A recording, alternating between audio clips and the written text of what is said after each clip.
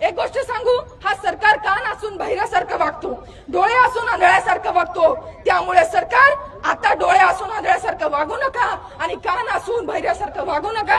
कारण बंजारा समाज का आता झोपलेला नाही, बंजारा समाज आता जागा झालेला आहे. बंजारा समाजाला रोखू शकत नाही. आम्ही शांततापूर्व तुम्हाला मागणी मागत आहोत, शांततापूर्व आम्ही तुम्हाला मागणी मागत आहोत. आमची मागणी पूर्ण करा, नाहीतर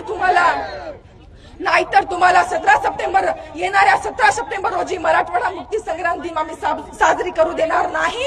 आणि आम्ही त्या दिवशी पूर्ण प्रत्येक तालुक्यात प्रत्येक जिल्ह्यात आम्ही जाहीर निषेध दाखवू. आम्ही तुम्हाला काळा झेंडा दाखवू आणि मराठवाडा मुक्ती संग्राम दिन हा काळा दिन म्हणून आम्ही घोषित करू. त्यामुळे सरकारला मागणी आहे, हम बंजारा है, अगर प्यार से मांग लो तो जान भी हजीर है, वरना तलवार से इतिहास लिखना हमारी परंपरा है.